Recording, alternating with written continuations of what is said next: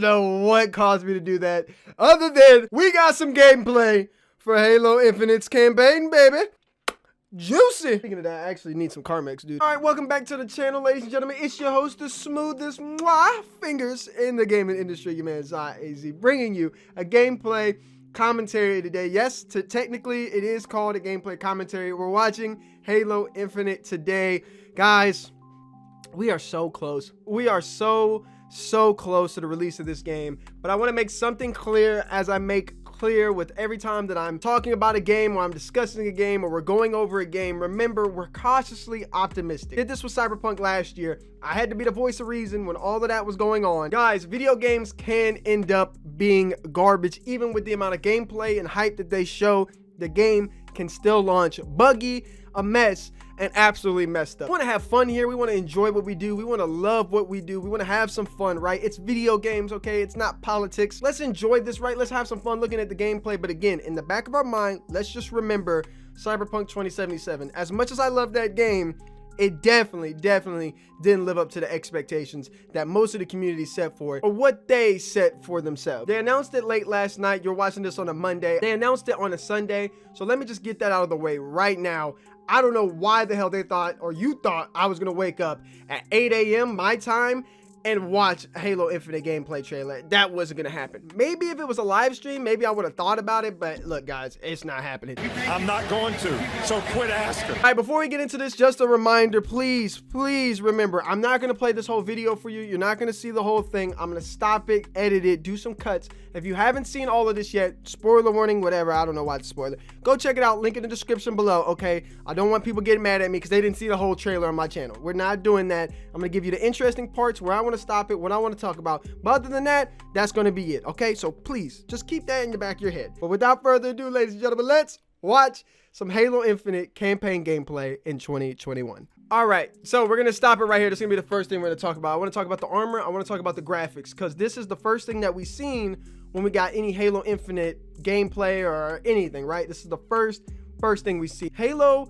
has always been about looking and feeling authentic to the Spartan war and the Spartan armor. That's always been what it's about. And the first thing we see in this trailer is we see Master Chief's armor look way better, right? There's some comparisons out there floating around on Twitter, but it looks far and away better. And that 1 year delay is already showing that it paid off, because again, coming into this, we don't want to see armor that's not damaged. Master Chief has been through some war, right? That worked all the way back in the original Halo, because again, the graphics weren't great, but he also hadn't seen wartime like he is right now, like all the stuff that he's seen. So his armor looks damaged.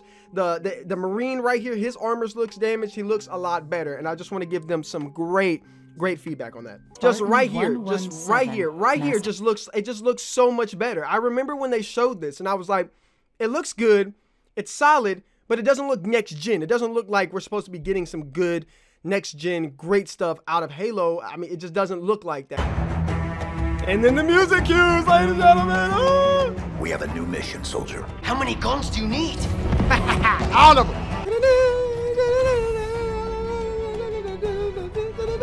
All right, let's rewind it, because I know you guys are going to talk about it, right? We're all going to talk about him. Look at Mr. Craig. Craig got a remake or redone, or I don't know. He got makeup. I don't know, fucking know. They changed him. That's all I needed. They changed him. He looks a lot better. All right, so the meme, unfortunately, might be dead for now. Hopefully we see some sort of Craig back in the game, because I thought it was funny, right? I thought all the jokes were fun. Memes are always good, but he looks a lot better, and he got a makeover. So, hey, we're thankful for that. So do y'all remember those leaks that we talked about? I made a video on this. If y'all remember me talking about this, where I consistently kept saying, hey guys, they are telling us that it's open world, and then they said semi-open world. So now again, they're saying wide open. I don't know why they keep going back and forth between semi-open and just open world. She says wide open.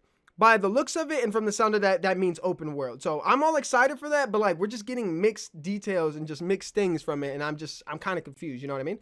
Following the events of Halo 5. I don't know what happened in Halo 5, and I'm not going to know what happens in Halo 5, because I'm not going to play Halo 5. All right, let's just get that out the way. If you guys are expecting me on this channel to do a Halo 5 preview when I'm going back through the games, I'm not going to, so quit asking. all right, let's talk about this, right? Because you guys haven't seen my Far Cry 6 patient review. That'll be out at the end of the week. In Far Cry 6, there's this little call-in vehicle stuff that you can do where a person or one of the people in Far Cry 6 basically allows you to call in your vehicles and they get a vehicle delivered to you. Except it's basically like a random ass NPC that drives up. You can see it spawn in and it drives up right to you. It's not really immersive. In this, even though, again, it's the same thing, I feel like this is a little bit more immersive because it's a flying ship. But again, please let us see this ship bring in whatever we call in, please. It's really not fun in video games, especially in 2021, when you call something, make a delivery or ask for a delivery and we don't see, you know, the thing fly in and drop it off. Please just do that, right? Don't just make it pop in. I can't stand that shit. It just feels like a lack of attention to detail, but we see it right here and I just wanted to point that and preface that. All right. All right, so we see pop-ins right here. I don't know if you guys seen that. I'm gonna try and edit that in. We still see pop-ins. And let me say this again, guys. No game is gonna be completely flawless of pop-ins, and I'm not expecting that, okay? I'm really not expecting this game to be 0 pop-ins. But again, for the people out there who are going to bring this up like they brought this up last year, that really is still concerning. We don't know what build of the game this is. We don't know what's going on in this build. We don't know. But again, it's not as bad as last year's. It has been improved. But in the open world game, you're going to see pop-ins. Even Red Dead Redemption 2 has stuff like that. It's very minimum, but it does have that, and you do see that. And again, it's going to matter what you're running this on and how this is playing, okay? So just wanted to preface that as well. All right, so here we get a really good look at the open world that we're going to be playing in. This looks phenomenal, but I've seen a lot of people talking about this, and I want to be somebody who talks about this as well. We need to discuss the biome diversity in this game because Halo has been known for biodiversity, and even in other first-person shooters, diversity is key when you're playing an open world game or a discovery game or any game with multiple layers to it. This really seems like all they are showing us is this Pacific Northwest, which is where it's primarily located. It's only showing us like this pine tree location, and you see a little bit of swamps, right? You see a little bit of marshlands in here, which they have talked about, but we need to see some snow. We need to see some deserts. We need to see a lot of different mix-ups here if you're going to keep the open world fresh and alive. I'm not saying that that's not in the game. I'm just saying we need to have that discussion because we haven't seen much of it so far. So right here, we see a little bit of that desert, right? Here's a little bit of different biome diversity for the desert or the marshlands. It looks a lot better, right? So we're seeing that, but we don't get a whole landscape or whole view of this if this is just where it's taking place, where this is at. We don't know that yet, right? We have no confirmation. We're just seeing a little part of it. Hopefully this is actually like a part of the map that's pretty big, you know, kind of deserty. I would love to see that, or muddy, you know. I would love to see stuff like that. And the remnants of the UNSC. I really love how already they're starting it off with Master Chief versus everybody. It's got that Halo CE feel of, hey, it's just you and Master Chief.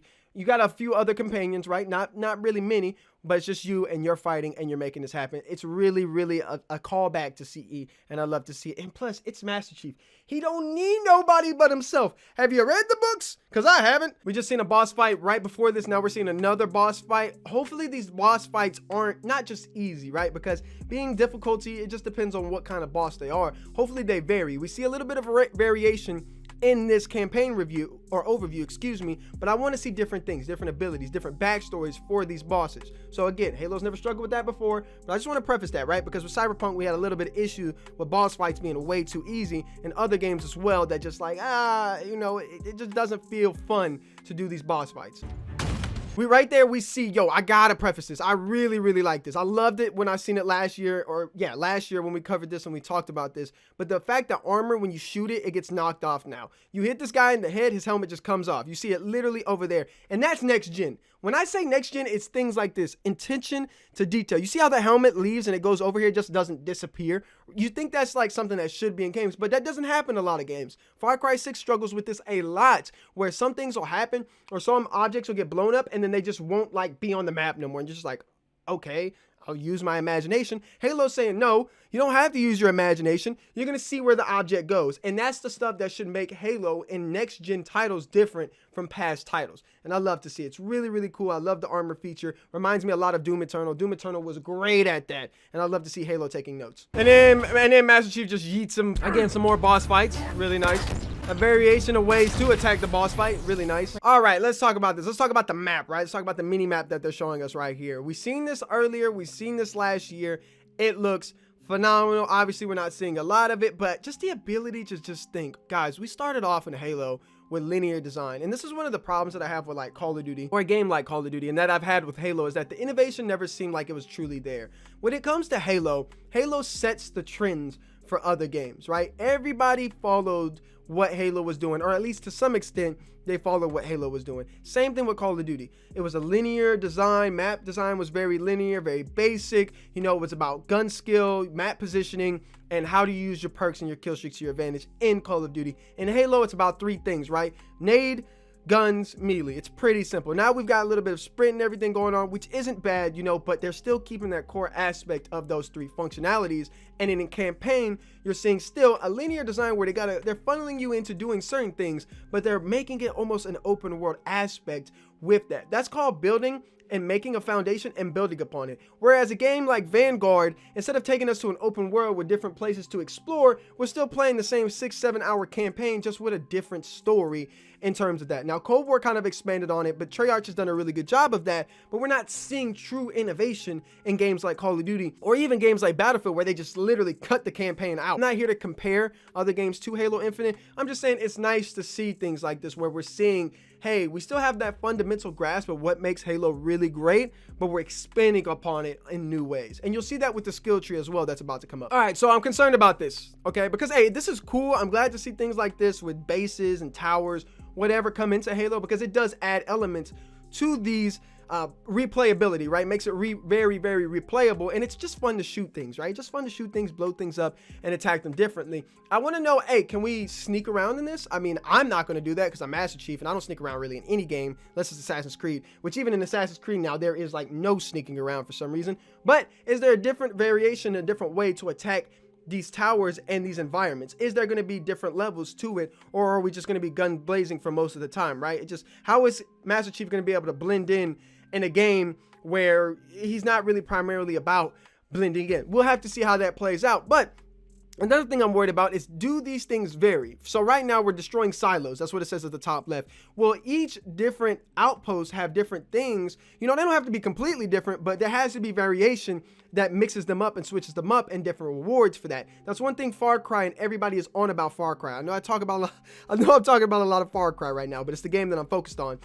It is feeling incredibly dry to do the same things over and over again, when you're just like, yeah, we're getting loot from this, but it doesn't feel like I'm getting a variation from different towers or different outposts. Even though it's fun to do, I need to switch it up more, because later in the game it's just going to get boring and I'm not going to want to replay it. So I'm really hoping that they've ironed that out already, because again, this is Halo's first try at something like this. I want to see it go well. Can we talk about the grunts and just all the AI voices going on right now? It really feels like we're back to like 2 and 3, where all the voices and stuff, and you just hear them going, or he's like, I'm always ready for battle. It's so dope. I love hearing that stuff. All right, this is the big one, right? I've heard a lot about this. This is where I'm going to spend most of my time. Let's talk about this, because this is controversial, but not just controversial. A lot of people are talking about this.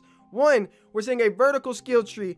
Not saying that I have a problem with it. I'm not a big user interface guy. Just make the things work. Make everything feel seamless, right? Just make it, please. That's all I'm asking for, right? I don't have some big how to do something, how not to do it, right? If I can figure it out, you know, let me figure it out, but don't make it too complex to where, you know, I spend hours doing this. We see a skill tree. We see a lot of different things. We have a grapple shot, shield core, threat sensor, drop wall, and thrusters, right? We see different things, different abilities in different ways. Are we going to be able to use these things seamlessly? So if we get this one with the drop wall, are we going to be able to have this and this at the same time? Does it like literally level up? Are they different abilities where we have to pick one at a time? How is this going to work, right? Things we'll see in the future. Another thing I wanted to talk about is, this does look really, really simple, and I know a lot of people are kind of worried about it. Is this going to be something where we become an absolute boss and just crazy character at the end of this, where we just have everything unlocked and we're just overpowered as hell? Or is it something where you'll be able to go back and play this many of times through this skill tree right here? Will be able to be mixed and matched in different variations, kind of like a cyberpunk or an RPG game like The Witcher or anything like that. Is that what we're going to be going for here? And only time will tell. But hey, I'm interested to see this, because this is something new to Halo that hasn't been done yet. And again, I really want to see this hit well. I want to see this done correctly. And again, they can do either way really good, but to do something great, to do something excellent, is to do something extraordinary, which again, I just said a bunch of words that I probably couldn't spell. You get what I'm saying here. Doing what Spartans do best. defying the odds to take. I think, honestly, this might be one of the coolest things I've ever seen in a video game. I know we've seen this done in Battlefield multiple times, and that's cool as well, right? That's what we love Battlefield for. But one of the coolest things is seeing the backdrop of this. If you see just how this backdrop is, you have the stars down to the bottom left over here in the corner. You have the sunset just up in the top left, the way the shadows are looking, the way the backdrop looks, the way you have just everything looking really fleshed out and making you feel like you're actually on the ring. And then you're doing some dope, incredible, crazy combat move. It just sets up for amazing montage moments, amazing clips that you're gonna see everywhere. And not just that, man, it really adds to the element of what Halo truly is, which is a fun, wide open sandbox of a game.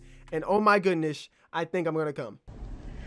Lord have mercy, I'm about to bust. Right here, you can see the backdrop. You see how this all is just blocked off or separated. I said blocked off. Separated. It looks like it's truly under siege. I wonder if we can jump between these. Like, hey, if I get in this, can I go over here? Can I go over here? Or is there going to be like an invisible wall or something separating me? Also, another question that I have is, since this is a Halo ring, are we exploring the whole Halo ring, or are things blocked off and separated from the rest of the map? So can I get from essentially here to here to here and then go up the Halo ring, or am I just limited to certain areas? It's gonna feel very, I guess, not authentic if we can't explore most of the ring. I know I'm asking for a lot here, guys. I get it. I understand it's supposed to be a 10-year game, whatever. But for $60 for Halo Infinite's campaign compared to a game like Red Dead, for the value that you have to pay for this, what are we getting? Is this the whole ring? Is this the only place we're gonna be?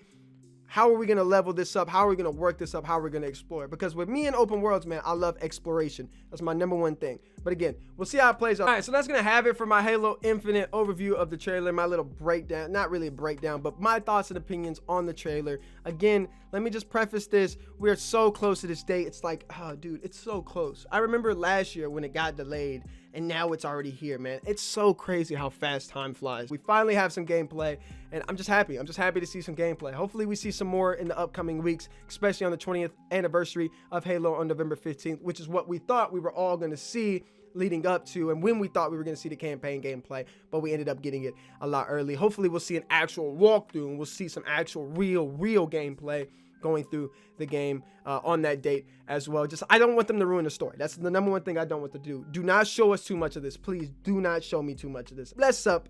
As always, God bless, and I'll see you guys in the next one. Get out, oh yeah!